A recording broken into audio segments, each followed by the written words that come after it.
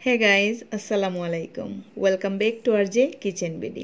आज के आमी आपनादेर साथे शेयर करते जाচ্ছি खूबই मजार एकटी रेसिपि চেলা মাছের চরচরি। सो देखते থাকুন। আমি এখানে 1 কেজির মতো চেলা মাছ নিয়েছি। এটাকে আমরা চেলা মাছ বলে থাকি। আমি মাছগুলো পরিষ্কার করে ওই বাটিতে নিয়ে নিলাম। নিয়েছি কাঁচা মরিচ, ধনেপাতা কুচি, রসুন, সরষে তেল, মরিচ, লবণ এবং হলুদ। ছোট মাছগুলা হাত দিয়ে মাখিয়ে রান্না করলে অনেক সুস্বাদু হয়। আমি একটি প্যান নিয়ে নিলাম, ঢেলে দিচ্ছি ছোট মাছ, দিয়ে দিচ্ছি সরষে তেল। এই সরষে তেল ছোট মাছের চরচরির স্বাদটা দ্বিগুণ পরিমাণে বাড়িয়ে দেয়।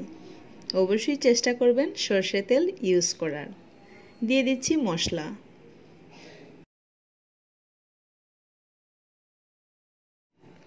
দিয়ে দিচ্ছি রসুন। আমি রসুনের টুকরোগুলো একটু বড় করে কেটে নিয়েছি। দিয়ে দিচ্ছি ধনেপাতা কুচি এবং কাঁচা মরিচ। অনেকেই আবার ছোট মাছ পছন্দ করেন না কাটার জন্যে, আবার যারা পছন্দ করেন খুব ভালোভাবেই করেন। আমি তো ছোট মাছ খুব বেশি পছন্দ করি। দিয়ে দিচ্ছি পানি। এখন একটু আলতো হাতে মাখিয়ে নেব। এইখানে আমি প্রায় 1 কাপ পরিমাণ পানি ইউজ করেছি, কারণ এই পানিগুলো একেবারেই শুকিয়ে নেব। ঢাকনা দিয়ে ঢেকে এখন চুলায় বসিয়ে দেব। আমি চুলায় বসিয়ে দিচ্ছি।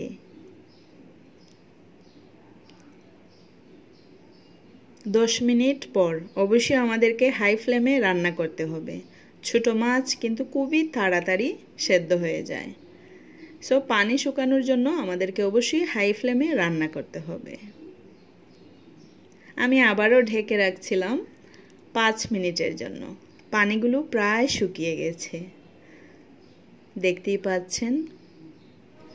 আর হ্যাঁ, যারা আমার চ্যানেলে নতুন প্লিজ সাবস্ক্রাইব মাই চ্যানেল এবং পাশে থাকা বেল আইকনটি প্রেস করে অল দিয়ে রাখবেন, যাতে পরবর্তী নোটিফিকেশন আপনার মোবাইলে চলে যায়।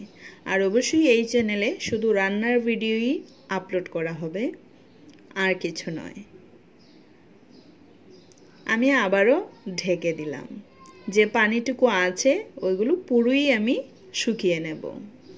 দেখতেই পাচ্ছেন পানি প্রায় শুকিয়ে গেছে। এখন আমি নামিয়ে নিচ্ছি। কালারটা খুবই ভালো দেখা যাচ্ছে, এমনকি খেতেও অনেক সুস্বাদু। আমার ভিডিওটি ভালো লাগলে অবশ্যই লাইক, কমেন্ট, শেয়ার করতে ভুলবেন না। See you in the next video. Till then, bye bye, আল্লাহ হাফেজ।